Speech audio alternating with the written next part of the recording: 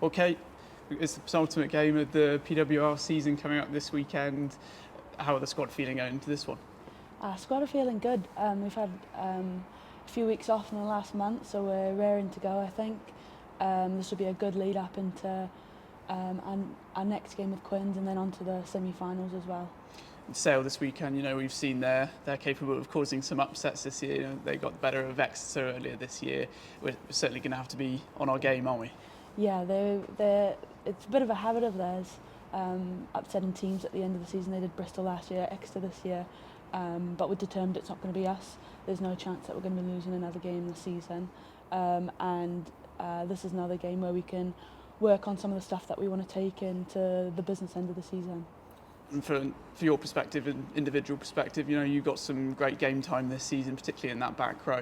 How much are you enjoying this season and how are you kind of reflecting on what's been a really good year for you? I've been super grateful to be a part of this team this year, building on what I did last year. Being in the back row playing for the best team, what I think the best team in the league, has been brilliant.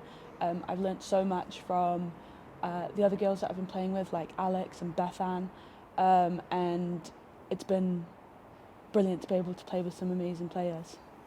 It's a 7 p.m. kickoff for us this weekend, a slightly different challenge for us, not one we're necessarily used to. What kind of challenges are going to come with that? I definitely reckon it's going to be a bit frosty, but we'll get through it. It's what we do. We've all played at 7 p.m. before, and it'll just be a bit colder, but it's just having to focus at different times of the day and then getting yourselves ready for the game. But I think it's quite cool that the men are playing beforehand and we get to their curtain raising for us afterwards. So hopefully the supporters that have been there for that game can stay around and watch some brilliant rugby afterwards as well when we play. Yeah, and if results go our way this weekend, we can nail down that top 2 spot and secure a semi-final here at Kingsholm. How much is that kind of a motivating factor for us, just knowing that we can get a semi-final here? Playing a semi-final at Kingsholm is brilliant. It definitely becomes a bit of a fortress for us at the end of the season, and having all our friends and family here supporting us, it definitely feels like that 16th man on the field. So it's definitely an aim of ours to get top 2 so we can play for the semi-final. And just lastly, touching briefly on Sean Lynn's appointment as the Wales head coach, obviously he's someone you know well and have worked with extensively. How good is it to see him take charge?